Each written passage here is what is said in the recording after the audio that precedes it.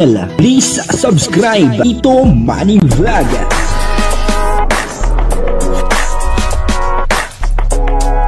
Payagan po si Tito Manny Vlog na mag-reactor para pambiling gamot sa kanya pong karamdaman. Wala man siyang records ng ng away.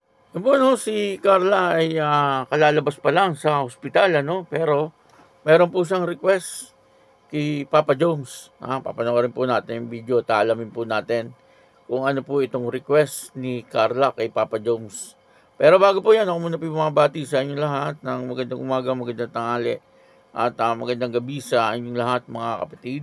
Saan man kayo ng panig ng mundo naroon ngayon ay mag-iingat kayo palagi at pagpalain kayo ng ating Panginoon. Maraming salamat din po sa patuloy na tumatangkilik sa aking YouTube channel at nanonood sa aking video reaction. Patuloy lang po natin suportahan sila Kuya Bal Santos Matubang, Kalinga Prab, Ate Edna Vlog, Jack Tapia at yung mga kasamahan ko pong reactor sa Kalingap.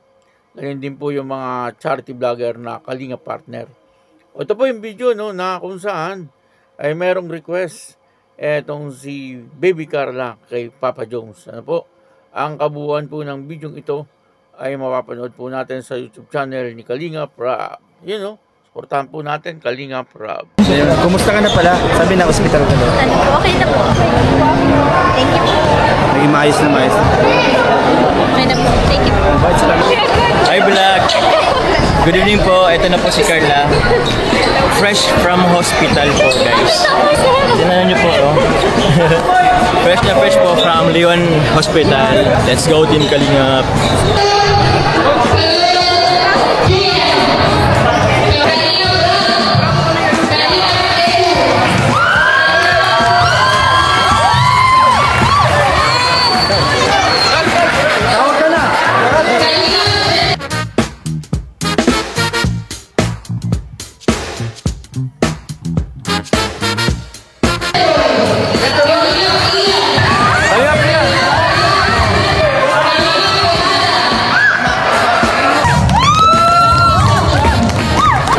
Ano sabi? Ito lang din po nalaman na nalaro.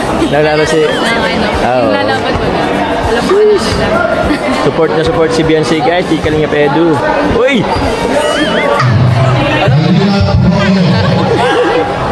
Adonis, yung ring paisog mo.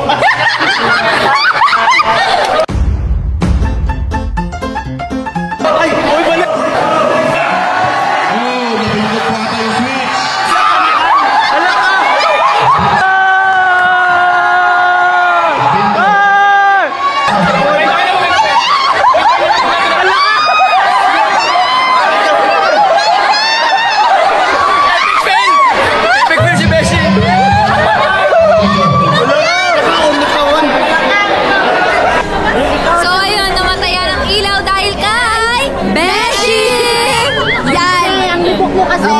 May kasalanan niya.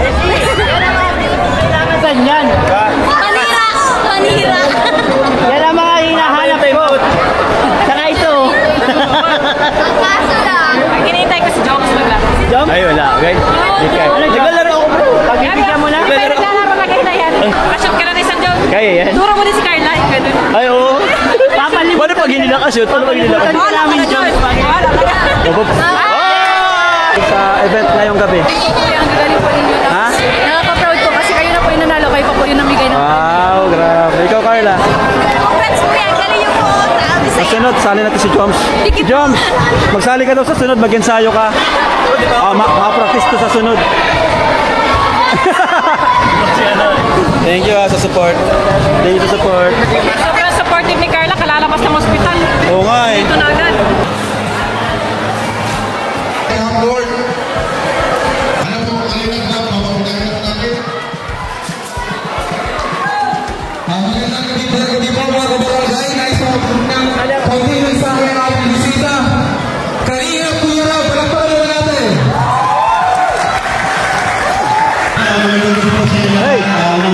Unang-una po sa lahat, thank you very much.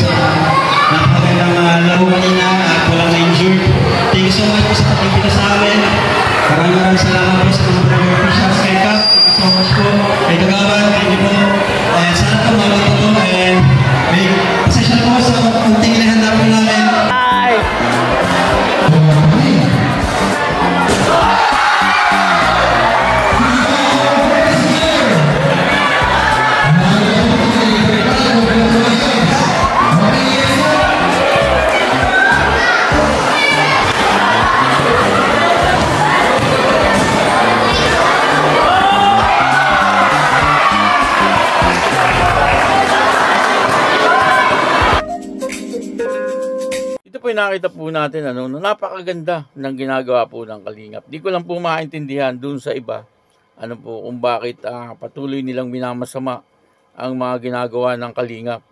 Kung tutuusin, napakalaking tulong po ng Kalingap, lalong-lalo na po sa mga taga-dait. Kasi siyempre, doon po ay marami na po silang napabahayan, marami na po silang natulungan. Kagaya po nito, sila ay nakipaglaro lang ng basketball, pero bandang huli ay meron pa rin pagcha-charity. Di po ba talagang napakaganda po noon. Yung pong electric pan ay talagang napakalaking bagay na po noon sa mga taong naghihirap sa buhay.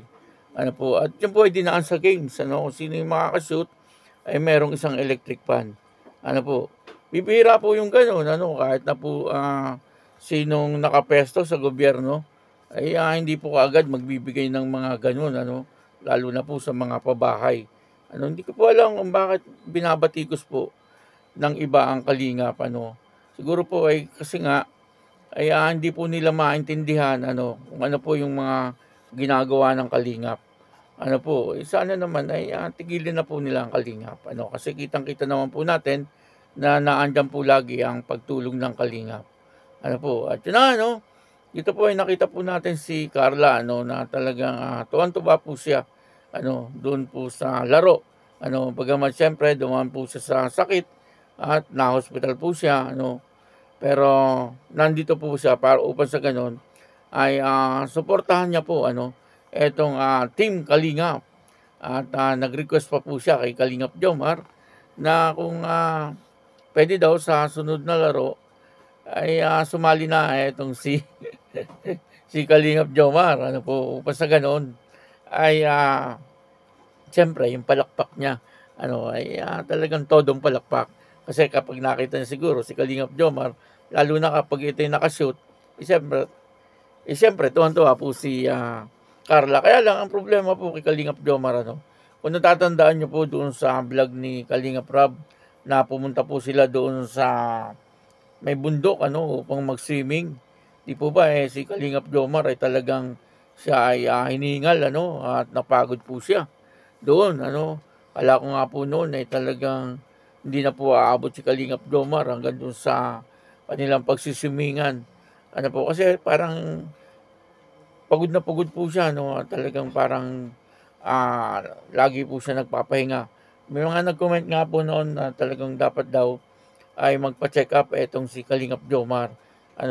Kaya iniisip ko po kapag naglaro po ng basketball etong si Kalingap Jomar ay baka hindi po kayanin. Kasi ang basketball, iba po yan, takbo, takbo talaga po yan. Hindi lang po katawan din ang umaandar dyan, pati isip ay umaandar din kapag naglalaro po ng basketball. Kaya ewan ko lang kung sa sunod na laro ay maglalaro etong si Kalingap Jomar. Yun po ay request ni Carla. Pero kung di po kaya ni Kalingap Jomar, siyempre ay hindi naman po yan pipilitin. Kaya aabangan po natin yan sa sunod na laro. Pero dito ay nagpapasalamat tayo siyempre sa Kalingap. Kasi bagamat laro lang ang pinunta nila, pero bandang huli may charity pa rin. Kaya yun, maraming salamat po sa inyong lahat. At ako po si Tito Manny Vlog na nagsasabing God bless you all. Diyos mabalos.